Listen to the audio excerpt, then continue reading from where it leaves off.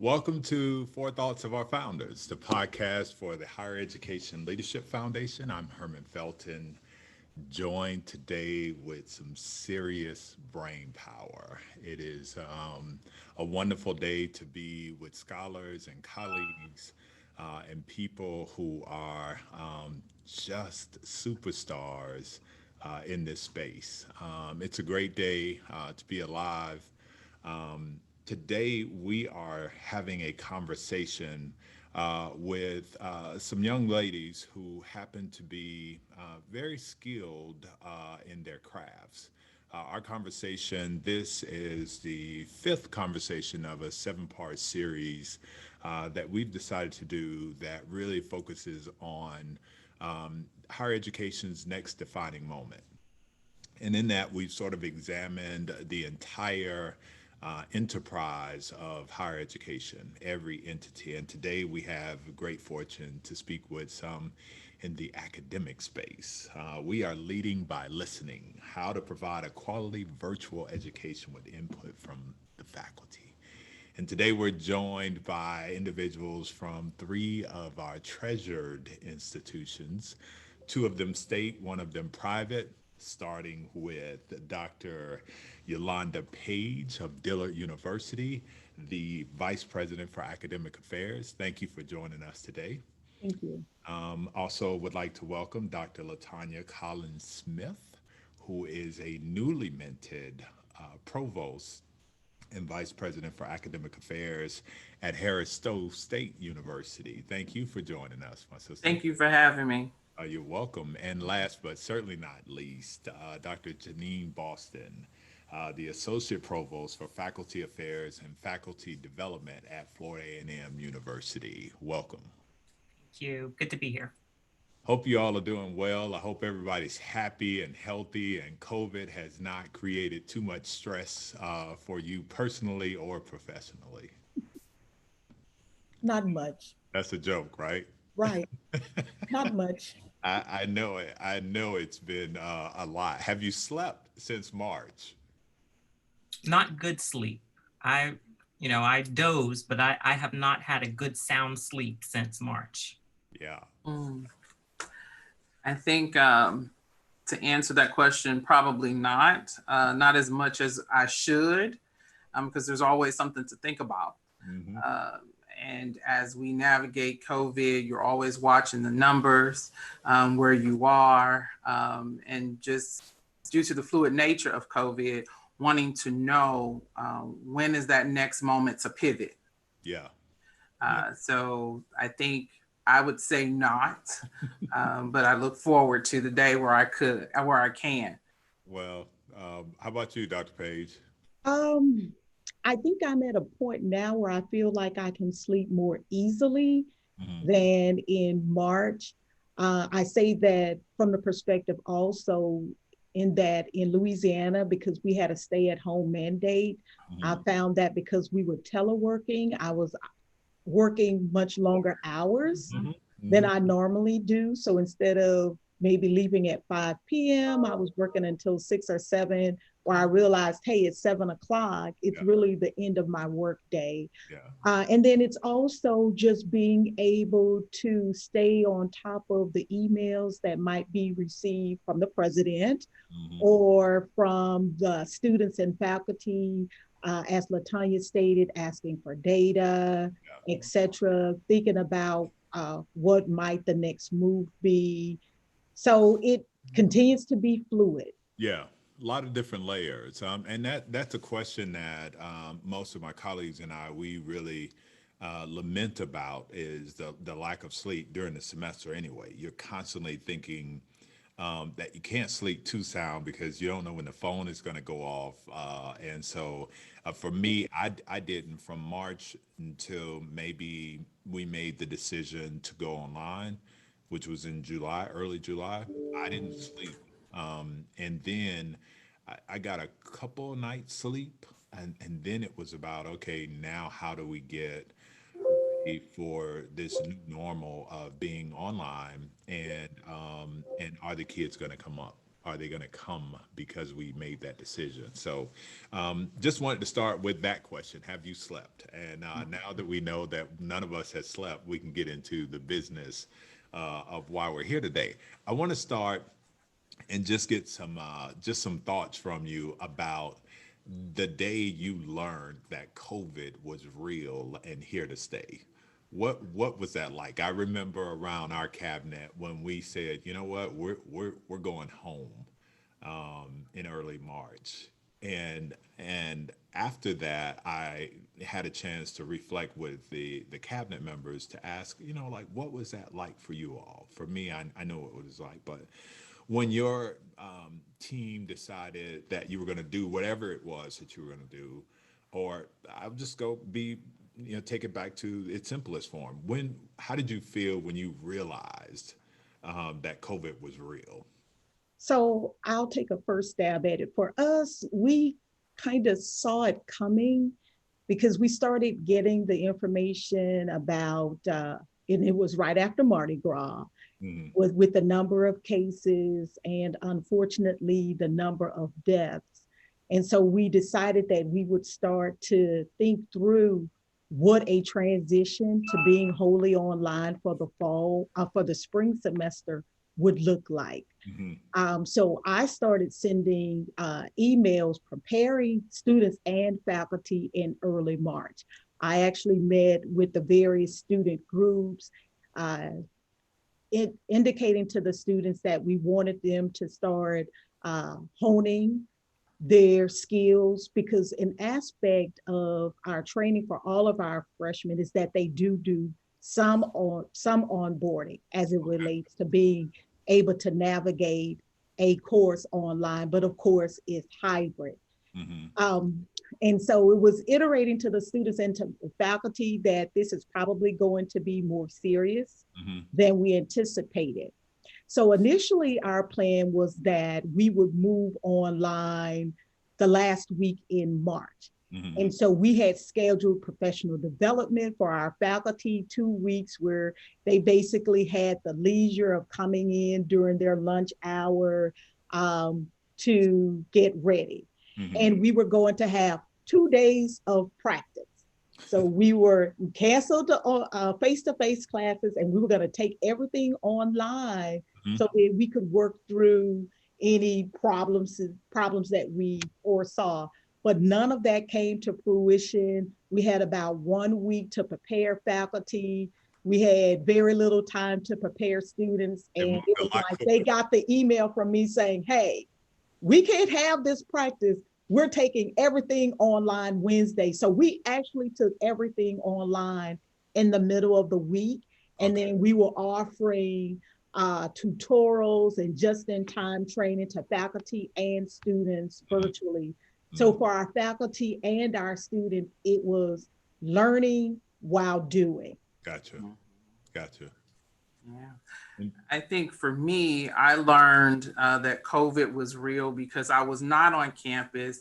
I was away attending a conference of close to 2,000 women. And it became very real when that conference was canceled the first day.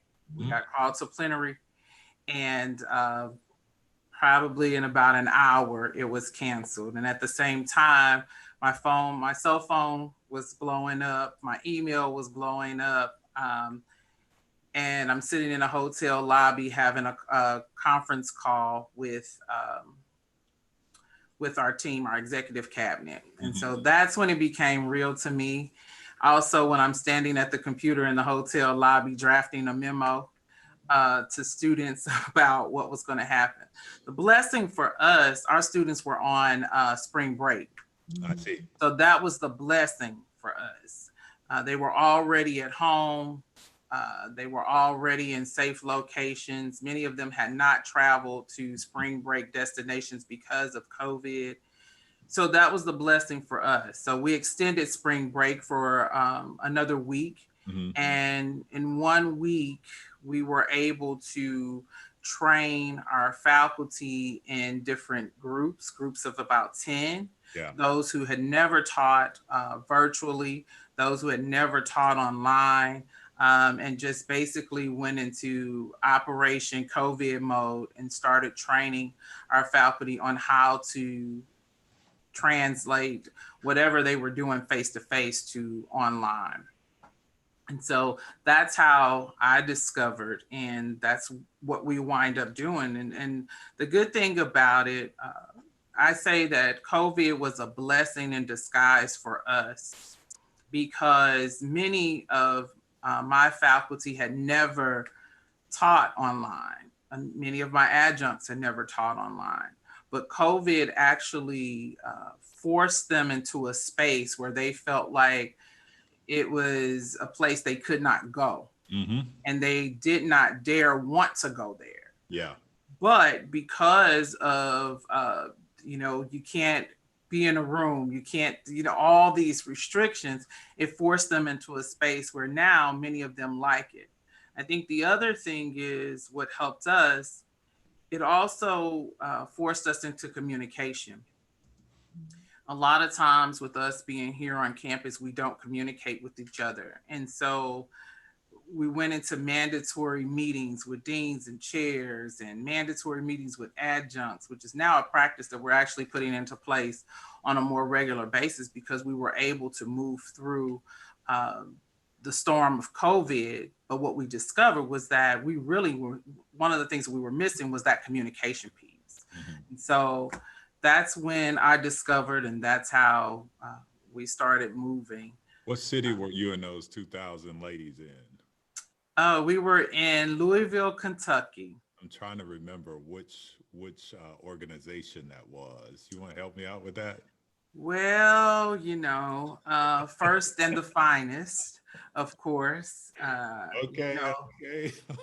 That's who it was. Okay. So it was Alpha Kappa Alpha Sorority Incorporated. But of course. Okay. Oh. But of course. Need I say anything else? Okay. I really wasn't trying to. I was trying to remember who you guys donated the food. I think. Yes. So all of the food from our conference and from our gala was donated to the homeless in Louisville, Kentucky. Absolutely. Yeah, I was trying to figure out exactly which organization was, because I remember that there was someone that met that fate. That way that was canceled. So I just remember who. Dr. Boston, how about you? When did you realize that COVID was here to stay for a minute? Well, like Dr. Colin Smith pointed out, we too were on spring break. I was actually on my way back from being out of town with family, and luckily our students were not on campus, but it became very real when upon coming back into the city, and you realize we are in Florida, one of the hot spots. We had students in Miami, we had students in Panama City, some of the very popular spring break spots. And we were in a meeting with the president's, in the war room on that Sunday. I believe we traveled back on Saturday, and by Sunday, we were already trying to galvanize next steps and plans for what we were going to be doing, because students were not going to be coming back to campus. And so it was fortunate that students were able to stay wherever they were, whether it was spring break plans or had already been home. But it did definitely place us in a position where we had to make quick and swift adjustments to what has become the new normal. It has placed us, I believe, in a better posture in placing emphasis on quality instruction. And I think that's one of the things that we kind of take for granted, and I think faculty take for granted, what quality instruction looks like when we, talk about face-to-face, and then when we talk about remote instruction. So it's particularly from the position that I serve and working closely with faculty, we really gave great attention, escalated resources for faculty to ensure that the instruction our students were receiving when we had to pivot was of a quality that made sure that they were going to be able to continue in their programs, continue in their courses, Yeah. and there was not a question of quality. So it was a blessing Yeah, we're in gonna disguise. we're gonna dissect quality and what that really means, right? But I really want to take just a moment to really think about how amazing the faculty were during this time. I don't know that people are really thinking about the agility that it took for faculty and staff to move the way they did and turn on the dime. There's this funny saying that the boogeyman was defeated when COVID came, and a lot of us were forced to do something that we didn't want to do, didn't want any parts in, and then found out that it wasn't actually that bad. Teaching online, using technology wasn't that bad. Let's talk a little bit about some of the things, some of the attributes of the faculty that you found to be refreshing while going through this process and turning on a dime.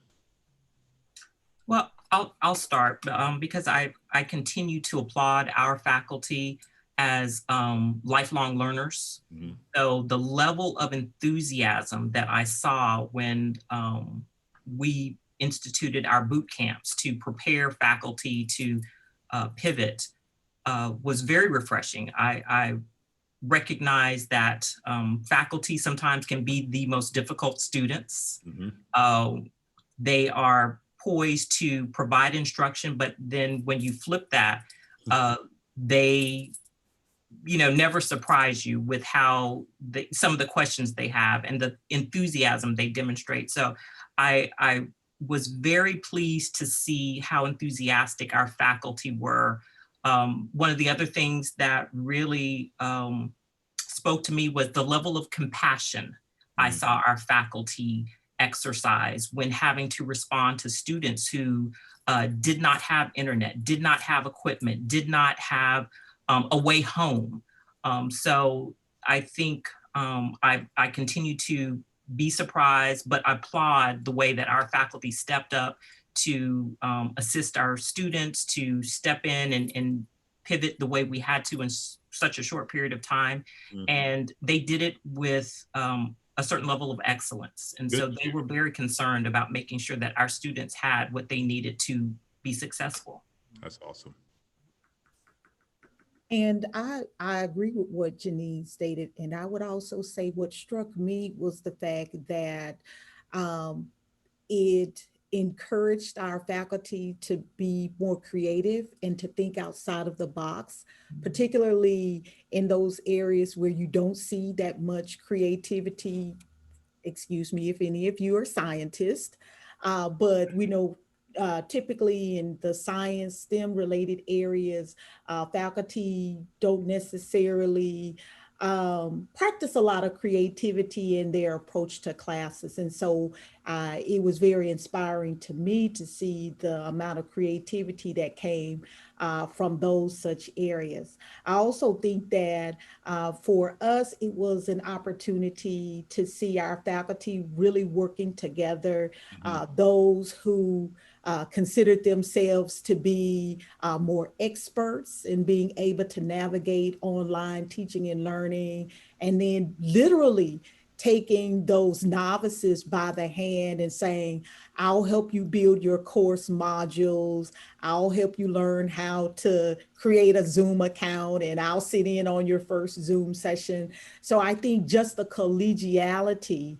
that I was able to witness amongst my faculty was something that I think in other times, particularly when you sometimes find a lot of competition and political type activity between faculty, particularly when it comes to things like majors and other curricular type things. It was really refreshing to see them all come together for the common good of the university, as well as students, to make sure that students had the opportunity to progress. Hmm.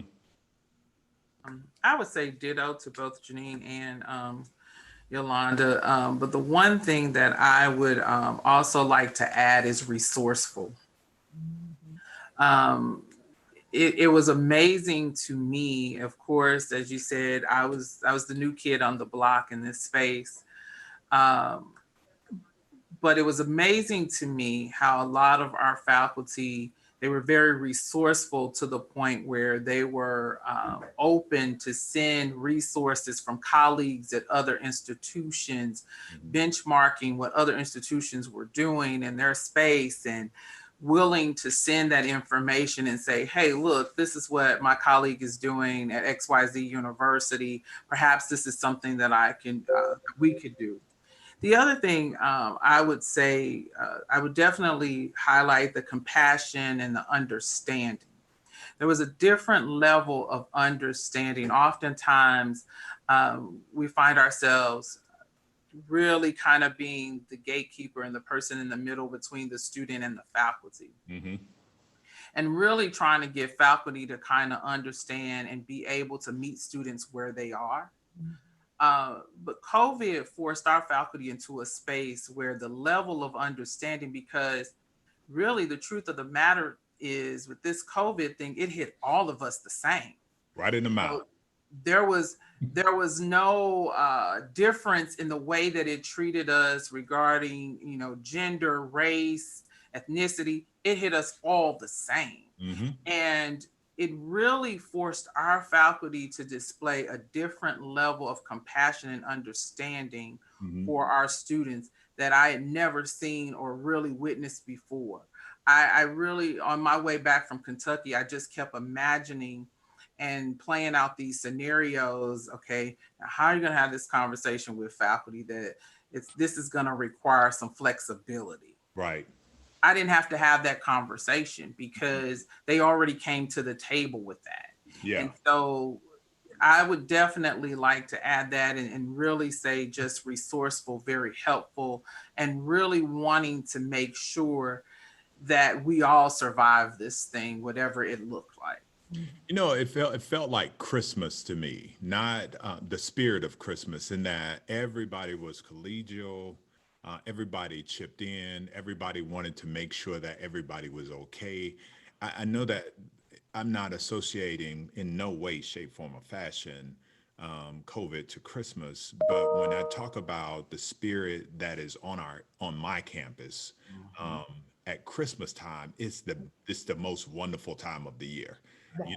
The people that send you some nice, nasty emails are cheerful, and it's just different. And so with my reflection of the experience, I try to think about why did I feel so amazing about our faculty here at Wiley? And it was because of all the things that you all said and how people went the extra mile.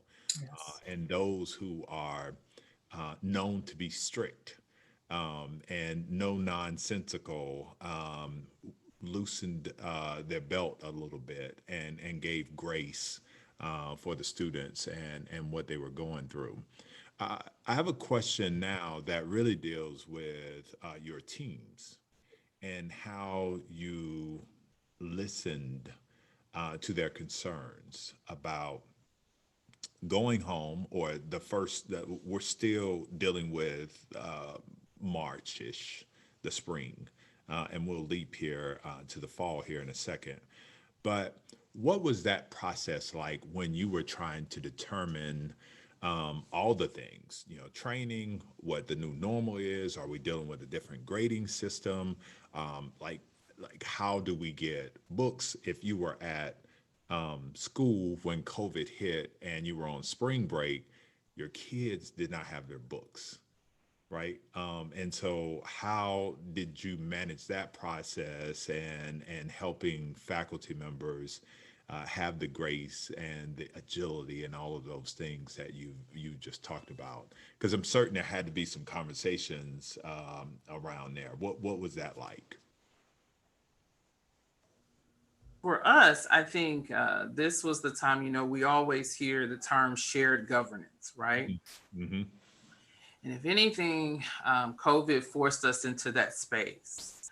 What started happening that week after we announced that we were going to be out, extend spring break for a week, Of course, SGA decided that they wanted to send a letter because that was kind of, our students now are on social media, so they're seeing what other schools are doing.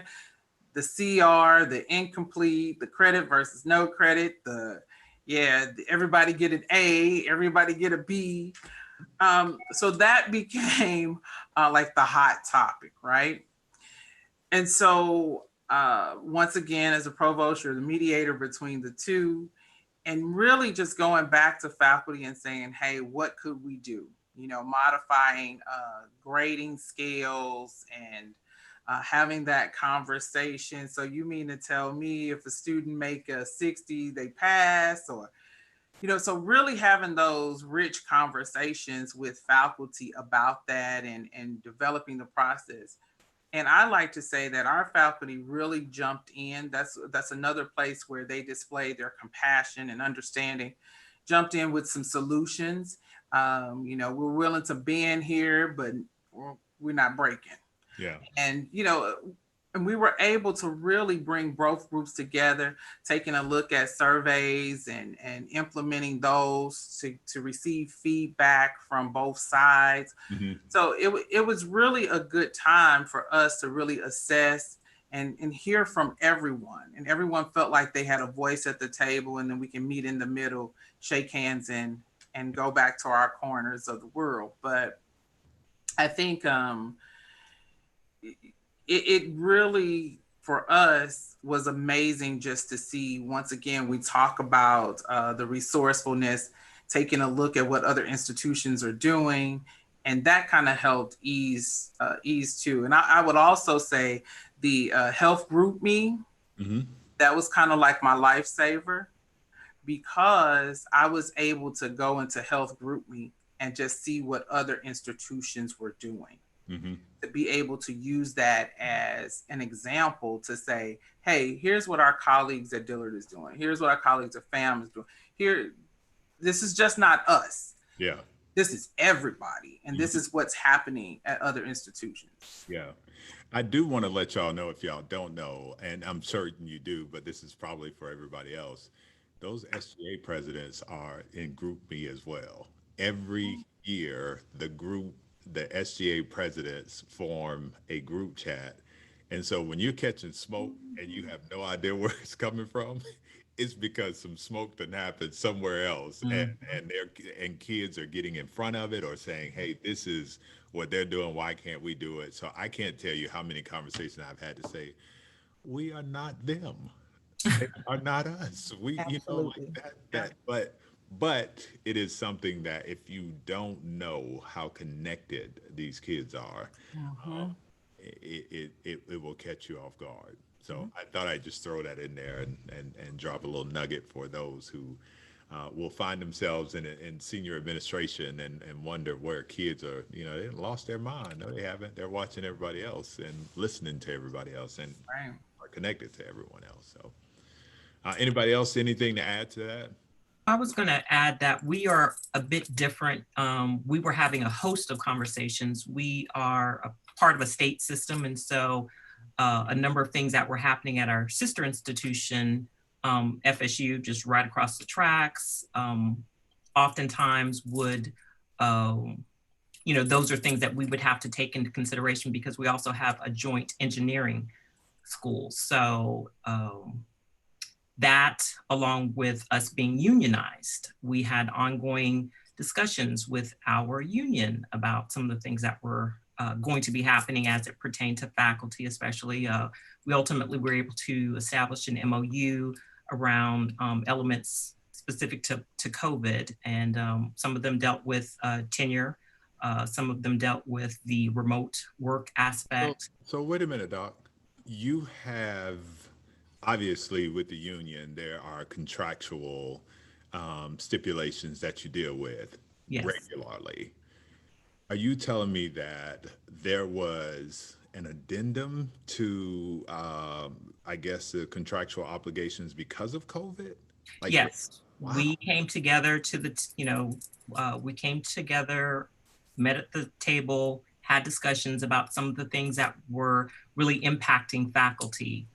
We had faculty who could not conduct their research because they did not have access to their labs. Yeah. So we did establish a memorandum of understanding with the union around specific things that have impacted faculty because of the pandemic. Hmm.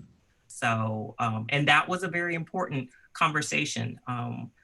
There were things that were very near and dear to faculty that we gave attention to. And so when we talk about tenure, all of our tenure earning faculty have been afforded the option of having an additional year if they choose to in preparation for tenure. So that was a part of the MOU. But I just wanted to bring to attention that we're a little bit different, and we were having different types of conversations because of the nature of our institution and the fact that we are unionized. There were certain conversations that had to be had, and ultimately it proved to work in the best interest of everyone. Yeah. I think if I'm not mistaken, all three of you are unionized and tenured. Oh, you aren't at Dillard, but I know Harris. Because we're private. Yeah. Okay, yeah. Okay. And So, but I do want to say for us, our experience from a student perspective was a little different in that the two institutions were on spring break. We were not on spring break. We had just returned from Mardi Gras break. And also that we never officially closed, which means that we didn't ask our students to vacate. We encouraged them to return home if that was a possibility. And we also provided vouchers for students who needed vouchers to secure travel. But we stayed open, and until the very end of the semester, we had a contingency of students who were here using our resources such as the computer labs, etc. They received meal service to an extent. They received shuttle service, etc. Because we realized that for a lot of our students to return home would have meant that they did not have access to Wi-Fi, or they may not have had access to some computers, even though we did provide loaners to students who needed it. But we thought that it was very important for us and our students, to the extent that we could, for us to stay open and provide a little sense of normalcy, if you would. So classes were wholly online, but as an institution, we were still providing some of those services that we knew that our students needed. Yeah. So we get through the spring, and well, actually, there's one question that I want to ask from one of the viewers, Dr. Latanya Branham. Wanted to know, how did you address issues related to the grading policy change? And if faculty preferences, how did you manage the faculty preferences for synchronous or asynchronous teaching and learning? Did you have any issues or challenges in that space? So for us, we gave faculty the latitude to determine whether or not they wanted to be synchronous or asynchronous.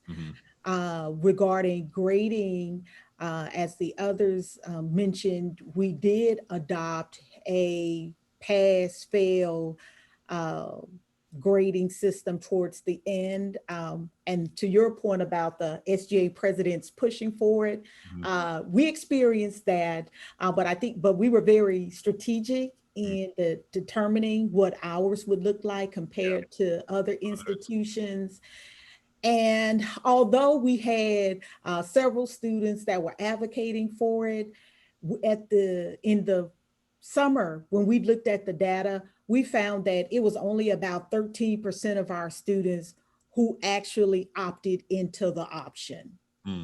So despite the fact of us thinking or being told that it was what the students wanted, it turns out that it really was not what they wanted. Most of them stayed in their classes and accepted the final grade that they received. But I think, to Janine's point, it was probably because the students also sensed the compassion that they were receiving from their faculty members. Yeah, there's a lot of communication that goes on between the student and the faculty. I Correct. know all of us have taught, right? And so we remember ourselves, we had that same compassion. And I think these extraordinary times probably exacerbated those relationships in a positive way. Right. And so I think you're right. And that's a really good point. And oftentimes, as administrators, the loudest person in the room oftentimes drives us to do things that we don't want to do, under the guise of, well, this is what the students want, or Right. this is what the students are saying. And then when you do that good old thing called research, you find out that it is but a few that are behind that loudest bullhorn. Correct. Yeah. Anybody else manage the asynchronous, synchronous challenge? Or I think that's really great. That really speaks to shared governance and really the relationship between the administration and the faculty, not the executive cabinet, but the provost office and the faculty members. So I think when you have that good synergy, giving the autonomy to do what works best for each faculty member really works well and engenders people to really want to be around. Mhm. Yes. Yeah. Um, the the whole notion about you get past the spring, right? So we're done with that. Whew. Graduation. What did we do for graduation? Did we Oh, how was that? Like what was that about? well, being that I am the chair of commencement at my institution, that was one of those things that keeps you up all night. So we had our first in history virtual commencement ceremony on May 9th, 2020.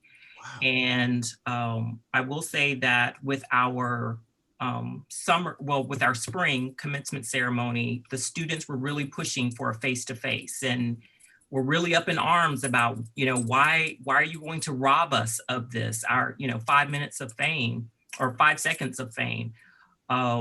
While they were pushing, we did opt for the virtual ceremony. We had a virtual commencement ceremony, both for the spring and the summer. And how quick did you decide that you were going to, because March and May, that's a really it was, that's why I say I have not slept Oh. soundly, because we had, I believe I counted 37 days to figure out how we were going to roll out a virtual ceremony. And, we called on alum, we identified a vendor that we outsourced with for the first virtual ceremony. And it did, go over without a hitch. But it was a night where I did not sleep because the vendor that we were working with was based in England.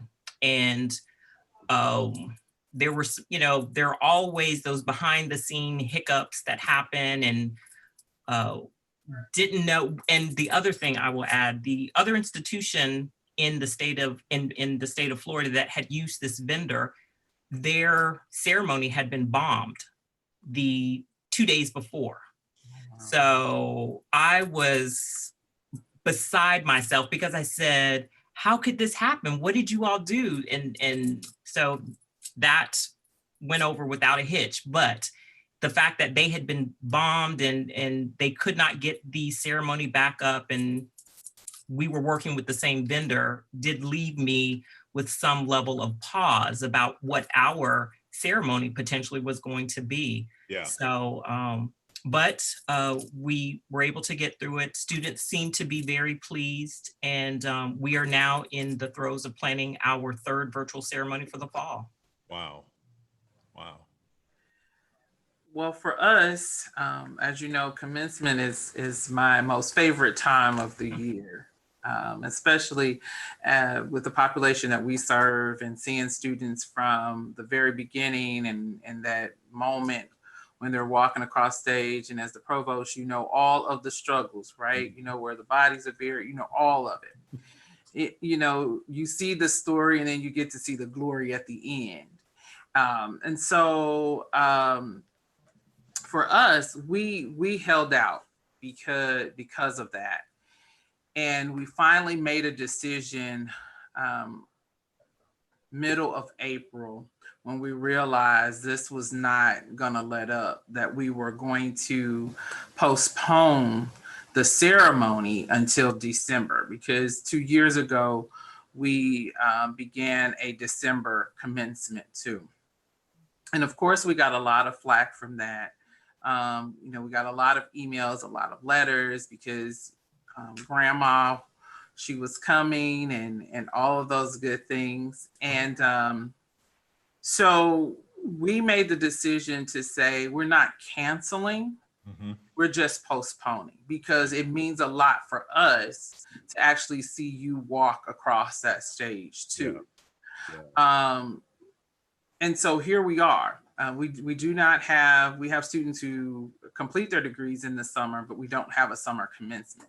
So our summer graduates all participate in the fall anyway. So we were just our goal is to have this big 2020 graduation in December. Well, here we are. And, we don't know what's going to happen. But when I'm asked that question, my response is, so today is September 2nd, 2020. Yeah. And at this very moment, 3:43 in Central Standard Time, our goal is to have a commencement on Saturday, December 12th, right? And in 2 weeks from now, that can definitely change, because I too am the chair of commencement. And I forgot to mention that I too am the chair of our COVID-19 task force. Lucky me, right? So, so it's one of those things, and it's one of those tough decisions that you have to make, and it comes with the territory. So we may be pivoting in that direction. And if any of my students are listening, I haven't said that we are going in that direction, and that's what's going to happen. We may. That's the operative word.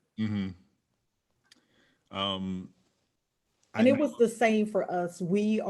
Our commencement is postponed. We hosted a degree conferral program online, but our commencement is postponed until December 12th as well. Gotcha. Okay. Yeah, it's so funny. We're group chat with some of my colleagues, and Walter Kimbrough said, no, you can't cancel graduation. We're blowing you just can't. Sacred. And it's sacrilegious. Yeah, absolutely. And so it's interesting. We had conversations at Wiley, and we were polling, as I'm sure you were, just constantly communicating with our students. And we got with the graduating class, and I initially said May 5th we were going to graduate, and then I moved it back to August 3rd. And Texas is a hot spot, and just crazy. And so we polled them and asked, like, what do you guys want to do? And they said, no, we don't want to push it in. We want it now. We'll just go ahead and do the virtual. And we did that. And it was wonderful. I was stressed about it, but I got one complaint, and it wasn't a complaint. It was a grandmother telling me that we mispronounced her granddaughter's name. And, I'm like, yo, who did this? Why did we not? It was a lighthearted moment that I had with the provost. Like, yo, you should have had some phonics, something going on, because now forever in perpetuity, this child will have this link with her name mispronounced. And I certainly understood where grandmama was coming from. But I did get a nice stingy email about being an educational institution and not being able to read properly from grandmama, right? Hey, well, that's nothing like having the father to yell it out when you pronounce it incorrectly. But hey, I was able to recover. Yes. I had the mic at the time, so. So we move quickly into the fall. And I want to focus really on what it means to have a quality in instruction. What does that look like? We know with our eyes closed, what quality feels like in person to person, but what does that look like in the virtual setting, and how what was the process to create those standards, if there were any, for your institution as baseline? These are the things that have to be in place to dictate rigor is here, and quality instruction is met by each of our faculty members. So I actually thought about that last night, and I thought about conversations that my dean's council and I had, and it was actually some questions that I put to them, and that I asked them to in turn discuss with their leadership team, which is we're going to do this combination, which for us was hybrid, which was a combination of face-to-face and then meeting online once a week, and then wholly online. But I asked them to think about, as they were preparing for faculty assignment, is this instructor equipped to teach in the mode that they have chosen? And I think either Janine or Latanya or both of them mentioned earlier that, that's something that we have to ask faculty to think about, because I think, sometimes faculty, like students, will go into an online course thinking that it's going to be easy. Mm-hmm. So then there was some myth busting about that, because teaching online, whether it's wholly online or hybrid, is not easy, because it takes much more time. It takes being a much better planner and organizer, being strategic. And then I also asked them to think about, what is the pedagogical approach to those faculty persons, because obviously, if I'm not the greatest teacher face to face, then I'm not going to be the greatest teacher online. That's going to be a complete disaster. Yeah. And actually in March, I got some emails from some students. So this is my email that I got from a student, which was, what made y'all think that Professor X could teach this class online when he or she is not the best teacher face to face? Everybody's tickled, so everybody got that. Right. Everybody has one. And that's a hard reality that, a faculty person has to face, as well as the leader. And then I asked them, we had to really think about, what resources do we have or do we need to acquire to help instructors achieve the highest possible course quality? Because I think, if we ask them to do it, then it's incumbent upon us as the leaders to make sure that they have everything that they need. For example, we use our LMS is Canvas. So then we decided then we would make an investment in providing them with some upgrades. Canvas. So we acquired Canvas Studio, which provides them an opportunity for those who want to be able to add some bells and whistles, voiceovers, things of that nature. So I think for us, those were the 3 hard questions that we had to ask ourselves and be prepared to answer as we moved into preparing for the spring semester. Awesome. Anybody else want to address the rigor? Or not necessarily the rigor, but the quality instruction. How did we ensure? Well, the quality of instruction falls under my umbrella because I'm also the director of the Teaching and Learning Center, and so we had a lot of conversations with our deans about making determinations about the level of proficiency of our faculty, and so that was one of the things that we did. We did an assessment. Proficiency assessment of faculty to gauge where they were and what their comfort levels were in transitioning to a fully remote instructional environment.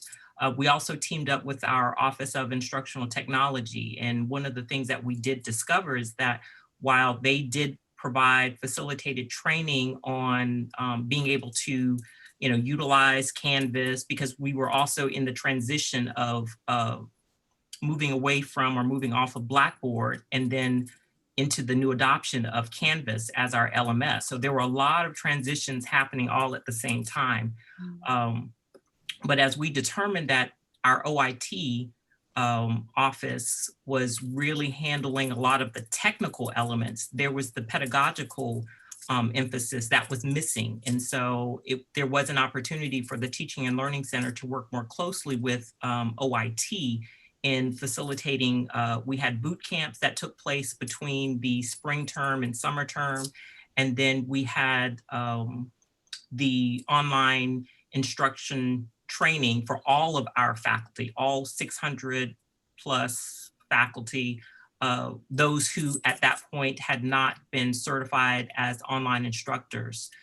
So we had maybe anywhere from 375 to 400 faculty that we trained this summer to ensure that they understood and we were all on the same page when we talked about what quality instruction looked like in terms of student engagement and some of the pedagogical elements that need to be introduced. How do you assess student learning virtually?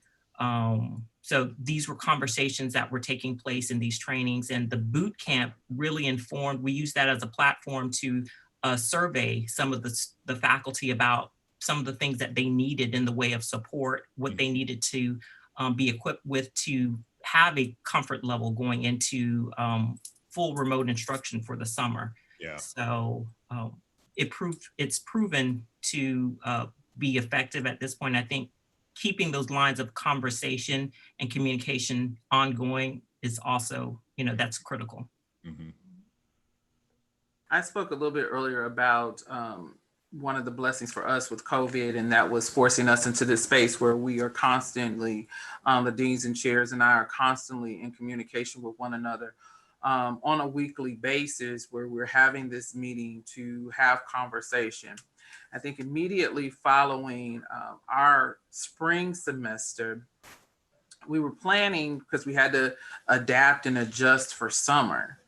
And we decided very earlier on that we were going to continue with summer just fully remote online, which would give us enough time to prepare for the fall.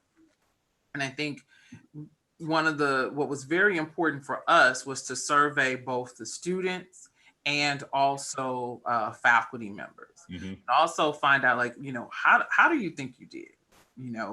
With this transition. And of course, Yep. many of them felt like, oh my goodness, considering Mm-hmm. I did stellar. Mm-hmm. But then, there were a few who said, I really need help in XYZ, Yeah. which helped us to be able to prepare adequately the training that they needed over the summer to be able to offer what it was that they needed, Yeah. not something that I sat in here and felt like they needed. Yeah. The other thing was really sharing with them. One of the great moments and the aha moments was sharing with them the surveys from the student. So much like what Yolanda said, here they are thinking, oh, considering things went well, students thought this was the best thing since sliced bread. That wasn't the fact. Mm. And so it was amazing to me to see the faces when I started showing the results from the surveys from the students and saying, here's what they think. So how can we make adaptations to change this, to make this a quality and a better experience? Because our students come here with an expectation. Yeah. And so how can we change this to make it better? And so it took some self-evaluation. It took evaluation, deans and chairs to really evaluate their faculty. Yeah. Something that I think we've kind of gotten away from because, that's just how that faculty member is. Yeah. And they've been here, students are accustomed to that. But now it really forced us to look at evaluation and what are we really capable of doing? The other piece, we allowed our faculty to decide going into the fall what teaching method is best fit you. Mm-hmm. Which one can you realistically do? Pull off and do it well. And do it well. And where do you really want to put your resources and strengthen your skills in which area? You know, all of our methods include VLE. So virtual learning, there's a component of that because I made up in my mind that if COVID-19 decides that it wants to latch on to the flu, that we would not be in the situation where we were in March. Yeah. So we can pivot very swiftly. So, I mean, that's kind of where we are and what was that aha moment for all of us as we talk about delivery for the fall. Yeah, you know, the tricky part is that, like Dr. Page said, some faculty members are great in person and some are not so great in person. And so there has to be this variance or an allowance for the variance of quality, I guess, in your expectation, you know, and that's the challenge where you have, well, I'm receiving this phenomenal instruction because I've got a couple of motivated devil dog shock troop type professors who are just really excited. And then the juxtaposition of a student emailing you who, by the way, you know, is a stellar student saying, yeah, this isn't working for me. Like right now, it's not working for me. And well, what's not working for you? Well, there's just an assignment posted and we're done. How do you deal with that? Like what at that point is it, hey, you know, let's have a conversation. And I guess you've really answered the question, but I'd just like to hear if you've had any experiences where you've had to really calibrate and help people to get to where they need to be to make sure that as much as possible there's symmetry across the board in what each student is receiving. I know that is utopian. And I know that's probably not realistic because, again, it's predicated on each individual faculty member. But you ladies are the folk who are, you know, left to deal with the impacts of not getting. How do you manage that? How did you deal with any of that if you had that? So one thing I've learned is that faculty, like students, like praise. So one of the things that we did this summer was, like the others, we had the requirement that faculty complete training. We offered our own in-house training, but then we also offered faculty the opportunity to participate in the Arizona State University training that UNCF sponsored. And then there also was the Gardner Institute also hosted some training that was related to providing faculty with strategies on being able to successfully facilitate teaching and learning online. And so during the first our institute this summer, and also via emails, it was a matter of just giving kudos and recognition to faculty. And then for those that we had received some concerns about during the spring semester, bringing it to their attention and requiring that they complete a 3-day module. So in the summer, everyone who had agreed to teach during the summer right before the end of their contract and they went into their short summer break, they were required to complete training as an aspect of receiving their summer contract. You got them before the contract ended. I got them before the contract. Well, you are lucky. You are lucky. And then for the fall semester, I mean, and that's kind of like being a private institution. That's some of the liberties that we have. And then for the fall semester, it was just really working closely with the deans, the program coordinators, getting them to buy into the fact that it was something that needed to be done. They led by example.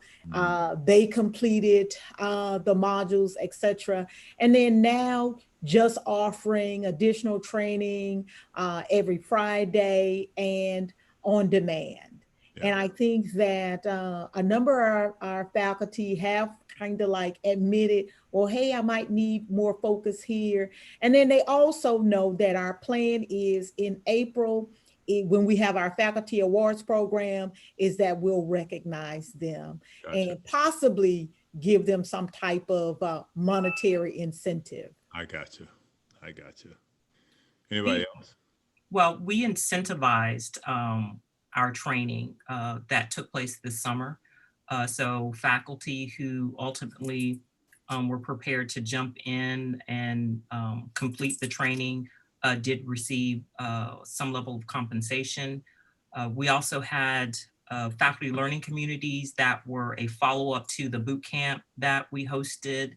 And we had as many as 5 different faculty learning communities this summer. And one of the new incentives that I introduced this summer was the MVP. So the most valuable professor.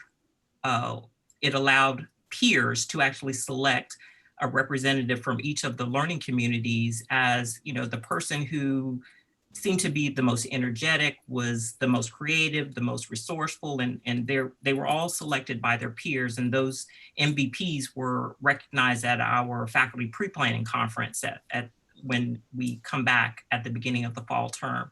So, you know, at Wiley College. Thank you. Oh, okay.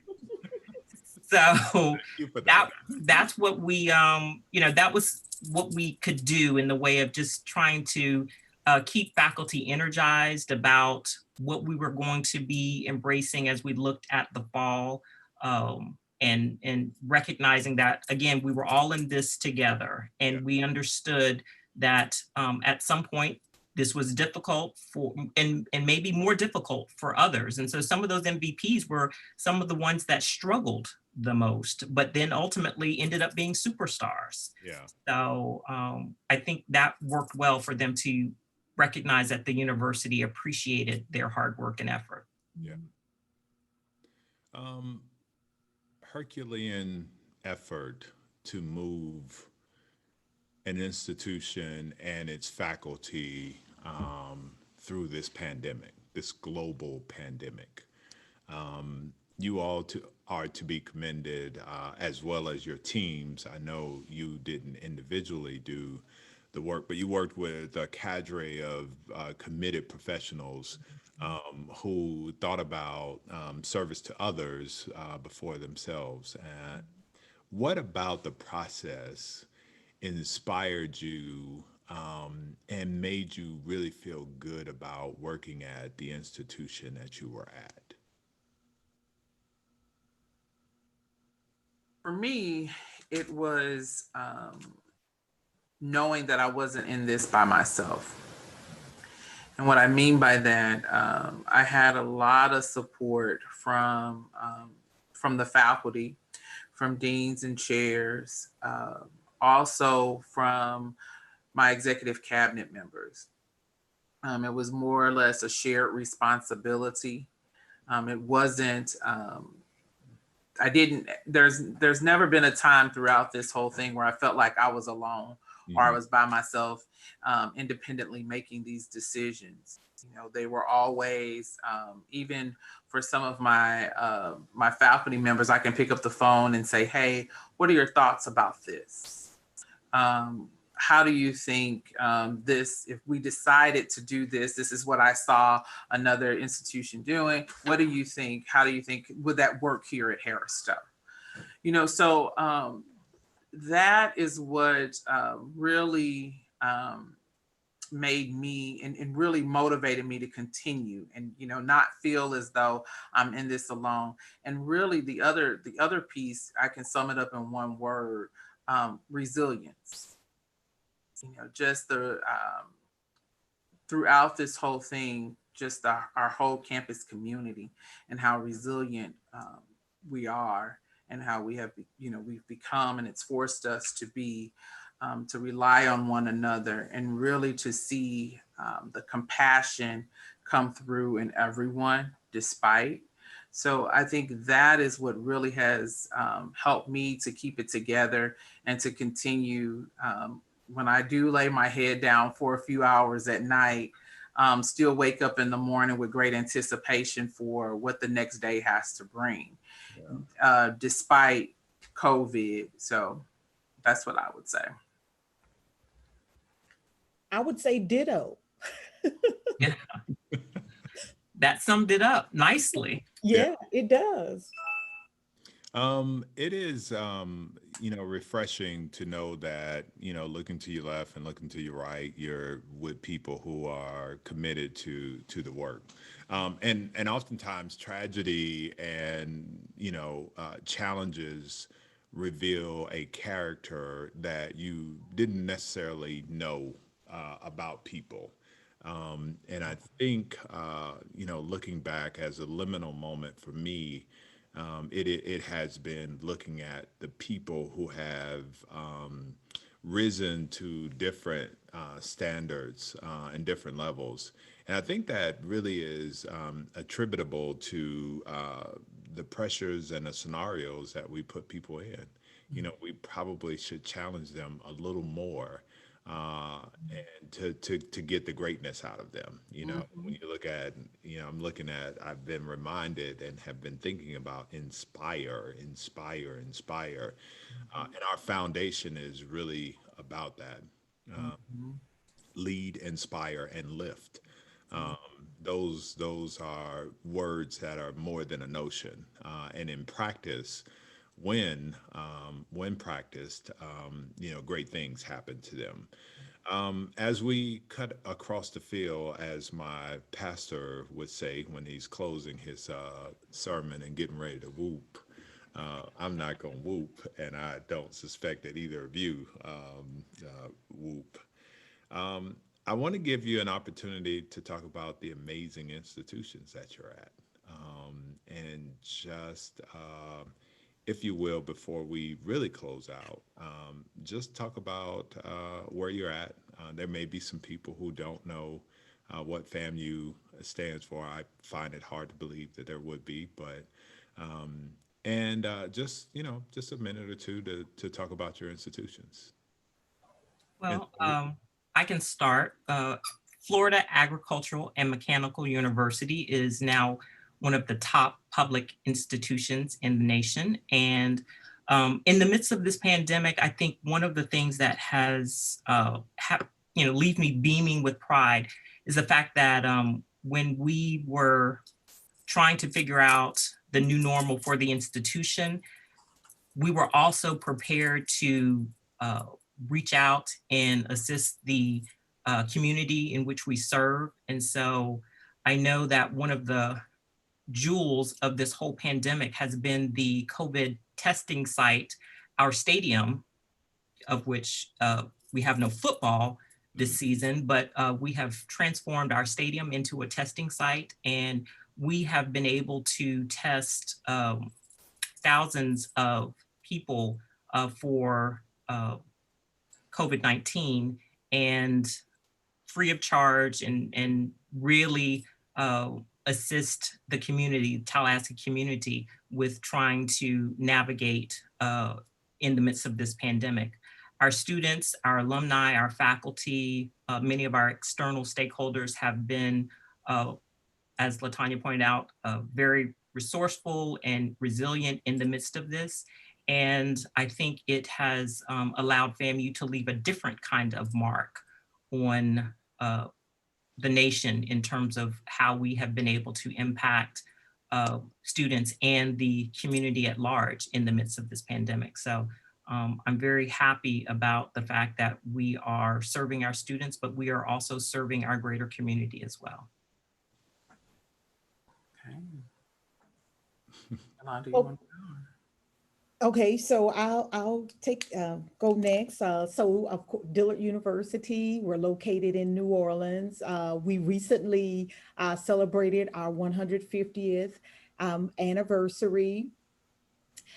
We, as I've said several times this afternoon, we're a private institution. We have a little more than 1,100 students on our campus. Some of our programs include our nursing program, which is the oldest baccalaureate nursing program in the state of Louisiana. And it actually was also the first accredited nursing program in the state as well. We also have the oldest theater program at an HBCU. So Black theater from a collegiate perspective was born on the campus of Dillard University. We are one of a few HBCUs that has a freestanding film program. So our film program is actually a major, whereas at a number of institutions, it is a track or concentration within mass communications. For example, we also have a very young and top-notch pre-law program that is recognized as being amongst the top quarter of programs with students who are admitted to law school. And then we also have, as one of our signature programs, our physics program, which has actually graduated a number of women who have gone on to receive their terminal degrees in physics. Awesome. Okay. Harris Stowe State University has been around for over 160 years. We are one of two HBCUs in the state of Missouri. Our sister institution is Lincoln University of Missouri. We also, we're the only public institution in the city of St. Louis.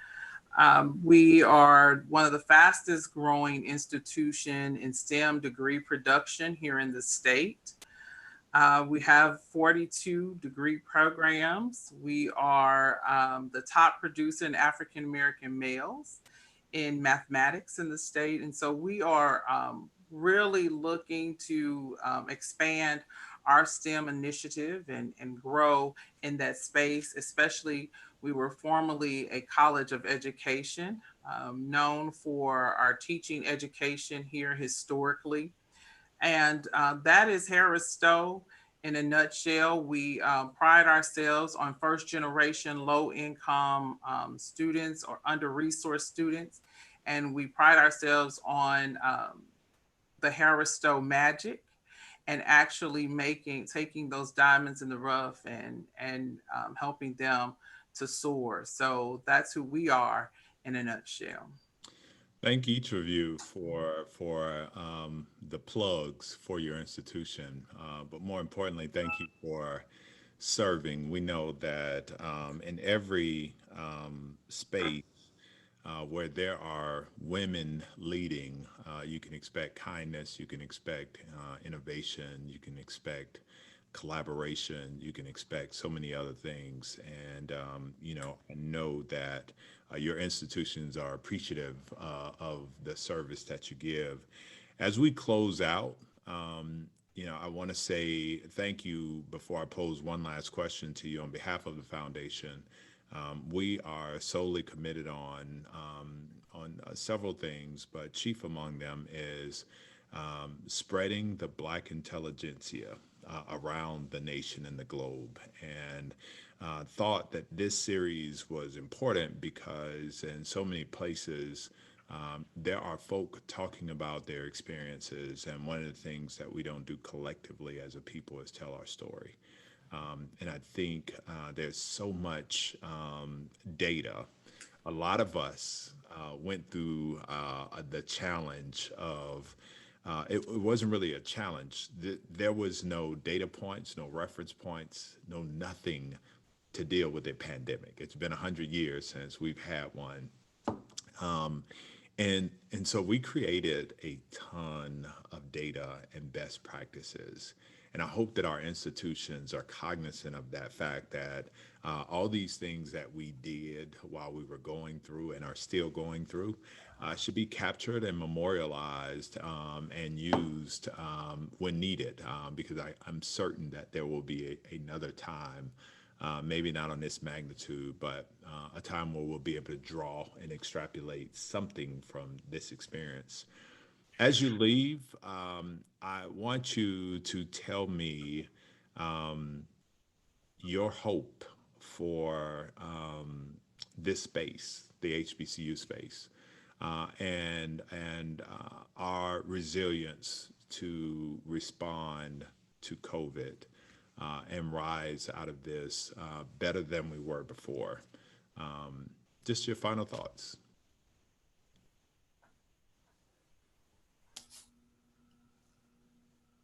For me, I would say that my hope is that we continue to grow, and that we continue to tell our story, because I think oftentimes there are myths about HBCUs, but that we continue to tell our story and that we continue to grow in this space in order to be able to provide education, life-changing education for generations to come. And when I say life-changing, those that are life-changing, not just for the individuals that we serve, but for to be able to change the trajectory for their families and generations to come. I agree with that, particularly from the standpoint of telling our stories. I think that that's particularly important, especially when you give thought to very early in the summer as institutions were creating their plans and making statements about whether they would return to campus or not. And there was a lot of hypothesizing that COVID was going to take HBCUs out, that a lot of HBCUs would not survive COVID. So I hope that as many of us navigated successfully, that we really share that information, that how almost kind of, you mentioned, Dr. Felton, a punch in the mouth. We give them a punch in the mouth and say, aha, this is how we did it. We did survive. Because I think it's very important for folks to realize that there is great work being done at our institutions, work that rivals and surpasses what's being done at PWIs, and also that we'll continue to collaborate, because I think sometimes at HBCUs we tend to kind of want to do things on our own, when I think that we probably can experience much more success if we are more collaborative, form consortia, etc. Yeah.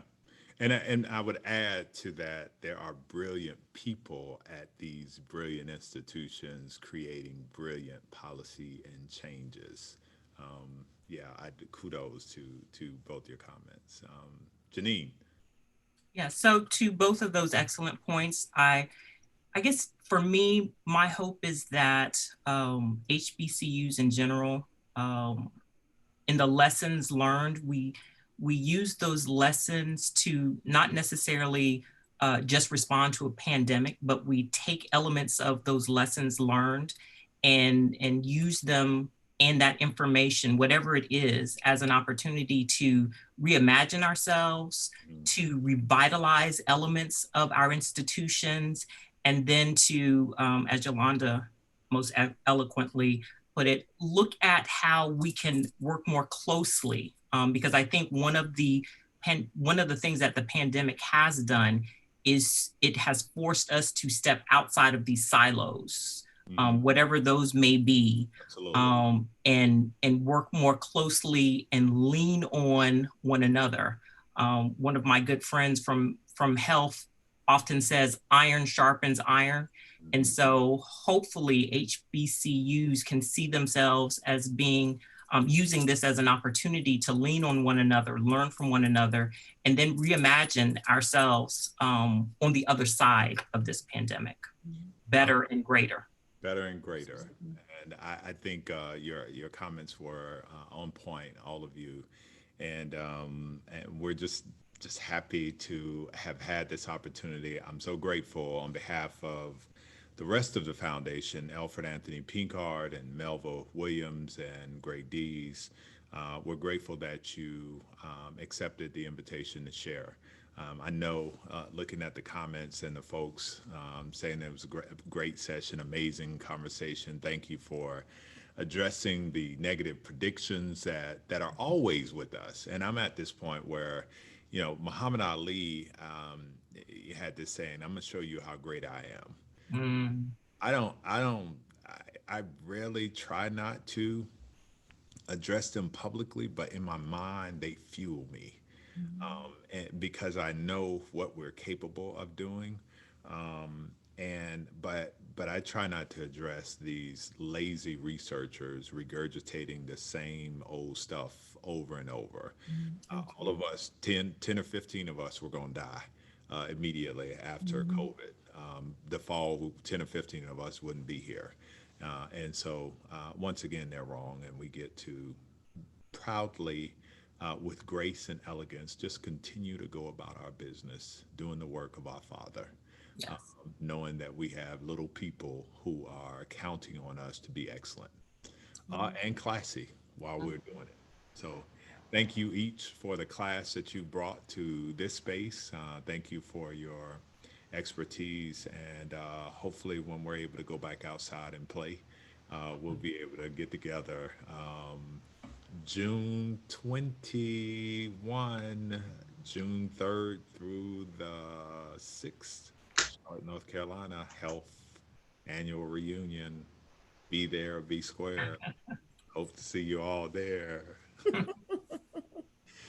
Thank you all. Peace and blessings to you. Thank you. Thank you. It's been wonderful. Good Yeah, having- and again, so we want to thank Dr. Yolanda Page, Dr. Latanya Collins Smith, and Dr. Janine Boston for being with us here today. Blessings, and Wakanda forever. All right. Forever. Wakanda forever. Thank you. You all be safe. Stay blessed. Bye. Y'all take care.